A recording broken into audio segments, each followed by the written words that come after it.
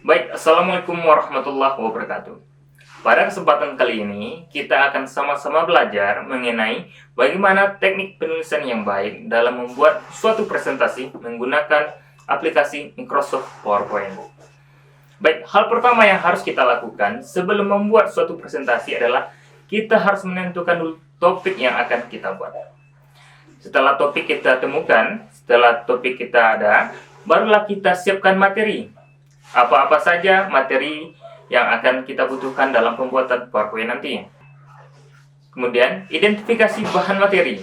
Setelah bahan-bahannya semua ada, barulah kita buat poin-poin penting yang akan kita tampilkan dalam PowerPoint nanti.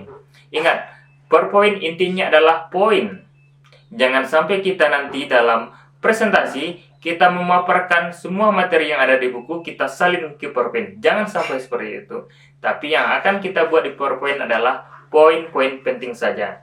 Nah, poin-poin itulah nanti yang akan kita jelaskan kepada penonton kita atau audiens kita. Kemudian setelah poin-poin penting, hal yang harus kita perhatikan adalah bagaimana dalam penyajian pesan yang ada dalam presentasi kita. Usahakan pesan yang akan kita sajikan yaitu dalam berbagai macam format, baik itu menggunakan video, ataupun gambar, grafik, ataupun animasi yang bisa membuat penonton kita menjadi tertarik atau terfokus kepada materi yang akan kita sajikan. Kemudian, hal yang harus kita perhatikan selanjutnya yaitu adalah materi yang jelas dan mudah dipahami. Jadi, usahakan dalam penyampaian materi itu mudah dan jelas untuk dipahami oleh audiens kita. Kemudian, penyampaiannya harus sistematis atau tertata rapi. Kemudian, tips yang tidak kalah pentingnya dalam pembuatan suatu presentasi, yang pertama adalah pemilihan jenis font atau huruf yang akan kita gunakan dalam presentasi kita nanti. Usahakan gunakan huruf yang menarik, semenarik mungkin, namun tidak lebay dan mudah dilihat atau dibaca oleh penonton atau audiens kita nantinya.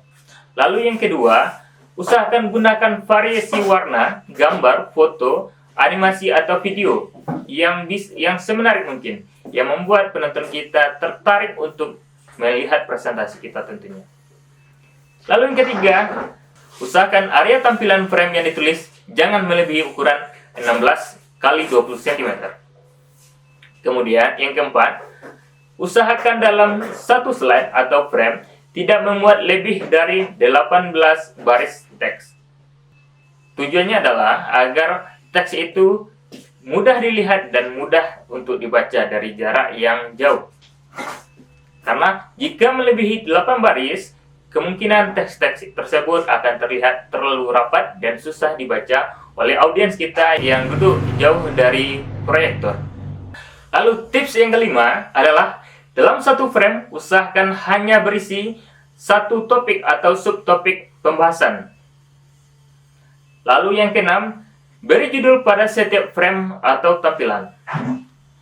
Lalu yang ketujuh, menerapkan konsep computational thinking. Dan yang kedelapan, perhatikan komposisi warna, keseimbangan tata letak, keharmonisan, dan kekontrasan pada setiap tampilan. Ini kenapa penting? Karena jika warnanya terlalu banyak, terlalu mencolok, otomatis pandangan mata atau fokus penonton juga akan teralihkan oleh warna-warna yang terlalu banyak.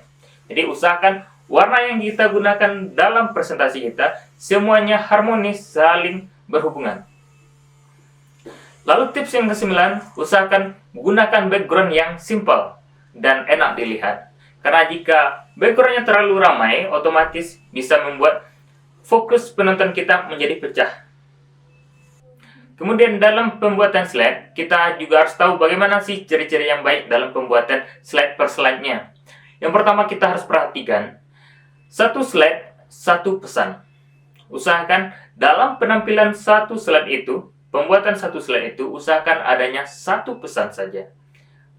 Supaya apa? Agar penonton terfokus pada pesan yang akan kita sampaikan dalam slide tersebut.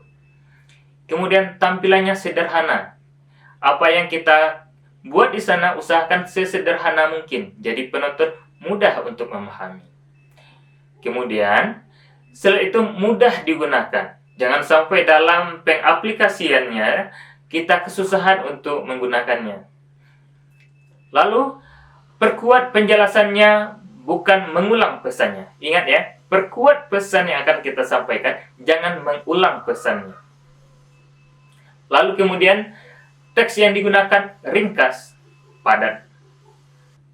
Lalu kemudian, hindari penggunaan balet. Lebih baik kita menggunakan penomoran 1, 2, 3 daripada menggunakan balet.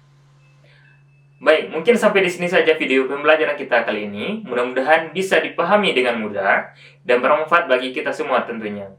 Jika ada kekurangan, saya mohon maaf. Mudah-mudahan di video selanjutnya kita bisa perbaiki. Akhirul kalam, assalamualaikum warahmatullahi wabarakatuh.